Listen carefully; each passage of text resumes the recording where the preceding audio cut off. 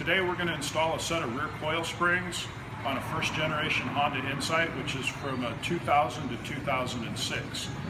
We have a set of coil springs here that are updated coil springs that are a copy of a Daewoo Matisse spring. These springs have a spring rate of about 115 pounds for the spring rate, and the stock springs are probably about 75 or 80 pounds. Once you install these in the car, it raises the back end of the car somewhere between 3/4 of an inch and 1 inch, and it improves the ride and keeps you from bottoming out on the bump stops. On this new improved spring, there is a top and a bottom to the spring, and on the bottom of the spring, when they wind the spring and the coil comes around, the coil on the bottom of the spring is basically the same diameter as the rest of the wire as far as this goes.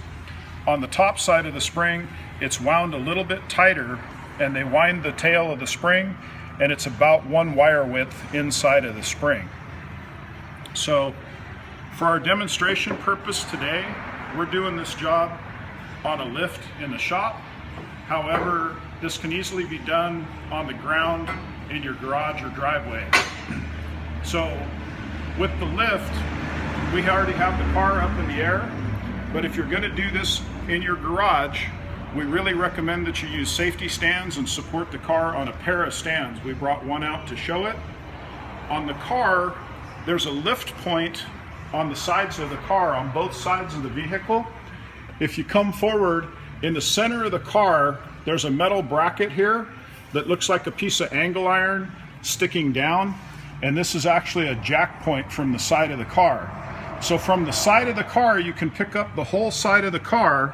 In this particular case, we brought the aluminum floor jack over for illustration purposes, and you can pick the car up with a floor jack from the side here, using a floor jack on that bracket.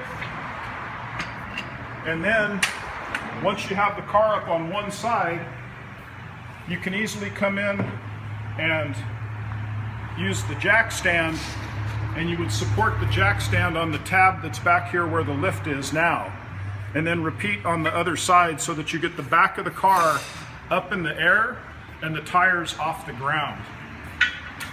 So once the tires are up off the ground on the vehicle, you need to come in and we need to lift a little bit of weight off of the rear suspension, and we're going to use a screw jack because that's what we have here in the shop.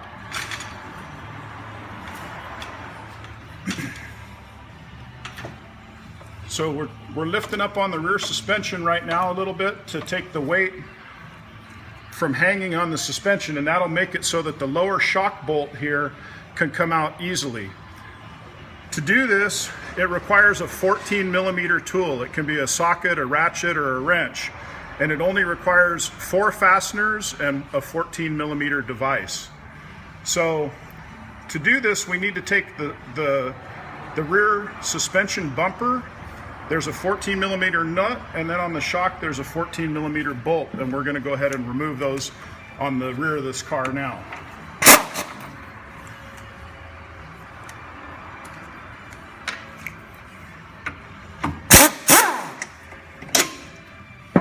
So now we're going to go ahead and let the suspension hang down on this side of the car, and we're going to move to the other side of the car.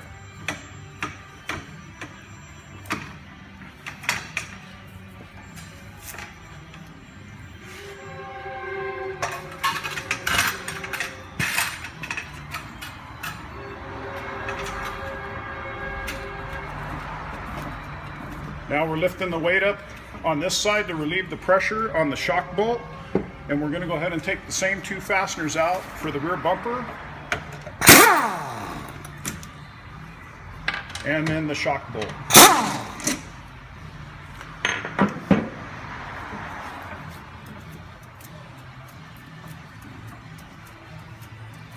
So we're going to let the weight of the car now, the rear suspension is going to droop, and that'll allow us to get the springs out of here the way that we need to.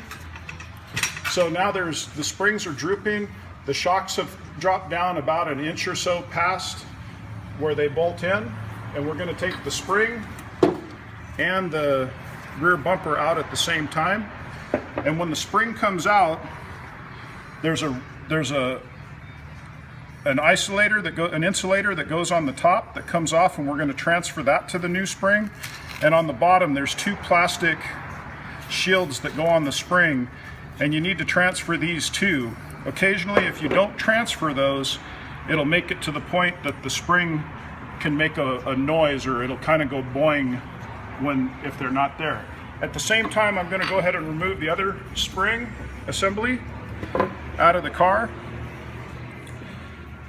We're going to take the spring. Remember that the tail is wound a little bit tighter on the top, so we're going to transfer the insulator or isolator over, and then we're going to put the two plastic shields on the spring.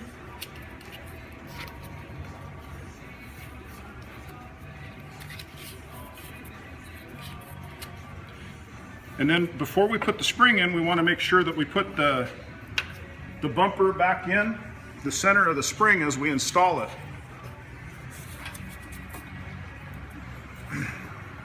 So we're going to slip the top of the spring up back into the suspension.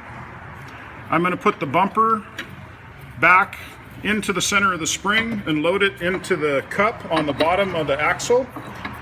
And on the axle itself, there is a little pocket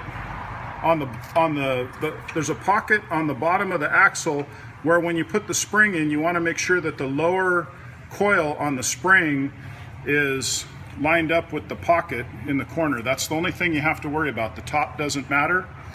And then also on the suspension bumper, when you go to put it back in, there is one little lineup pin on the side of the bumper that lines up in the axle, so when you go out to tighten it up, all you have to do is hold that little pin in the proper hole when it goes back in and snug up the bottom bolt on that. So we've got this side set in. We need to swap over the insulator parts on the other spring for the other side so we can have them both ready to go at the same time.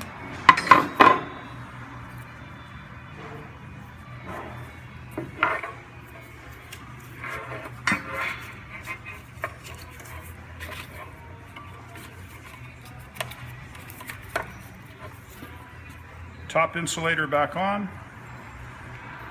Bumper. We're going to go over to this side of the car to put this in.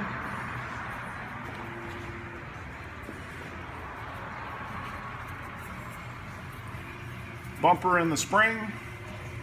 Up in position. Make sure the bumper is located.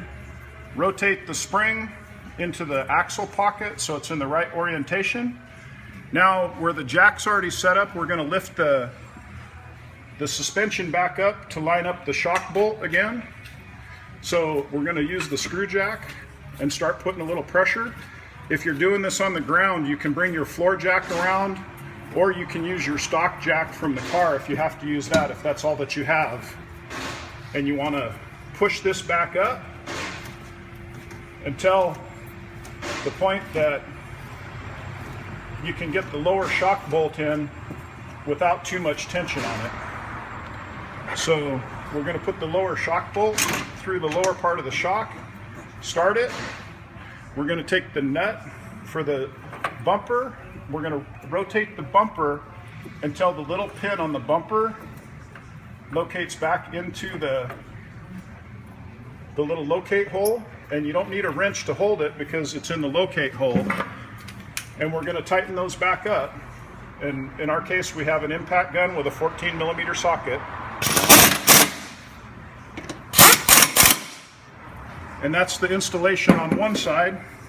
We'll go ahead and just do the other side since we're here.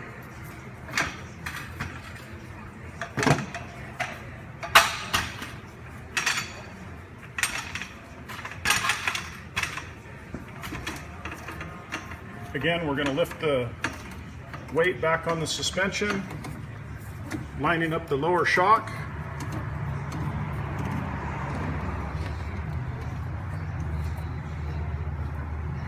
We got the shock pretty close, just a little bit more. Lower shock bolt.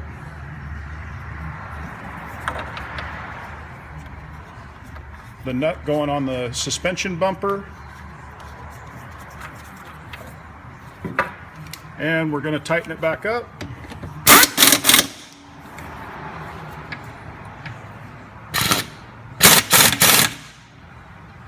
And that's a rear set of springs installed.